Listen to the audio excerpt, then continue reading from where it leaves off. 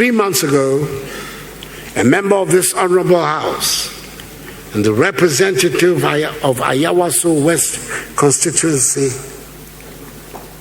West Wogan constituency, died suddenly, throwing all of us into mourning.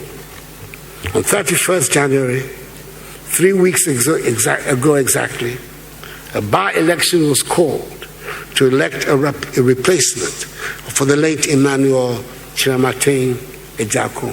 May his soul rest in perfect peace. During the course of that morning, some events took place in that constituency which led to an uproar in the country.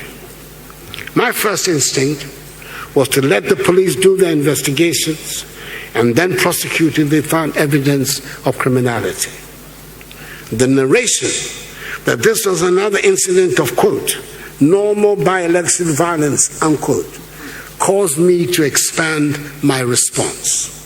Indeed, Mr. Speaker, recent by-elections in Akwatia, Etiwa, Chereponi, Talensi, and Amenfi West had been marked with violence, and some people still have their physical and emotional scars to show for it. I could have sat it out, as some did for Akwatia, Etiwa, Chereponi, Talensi, and Amenfi West. But I decided that that will not be the interest of Ghanaian democracy. The time has come to put an end to the phenomenon of politically related violence. The only way in our system to begin to deal with such a situation is through the work of a commission of inquiry.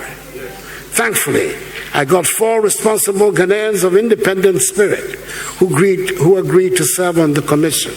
I hope the findings and recommendations of the Emile Short Commission will enable us chart a path to ending politically related violence in our country.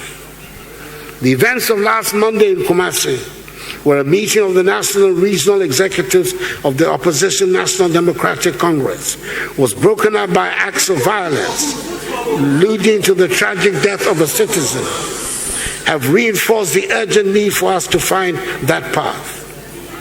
I want to use the platform of this message to make a sincere, passionate appeal to the leaders of the 2 main political parties in our country, MPP and NDC, to come together as soon as possible, preferably next week, to agree on appropriate measures to bring an end to this worrying and unacceptable phenomenon of vigilantism in our body politic.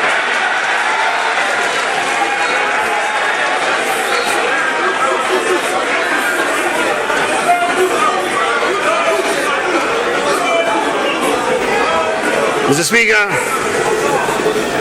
Speaker, I have asked the leadership of the NPP to extend an invitation to the leadership of the NDC for such a meeting.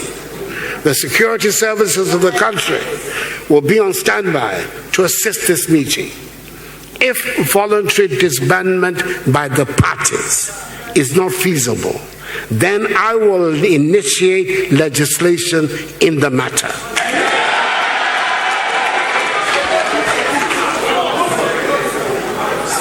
Vigorous debate,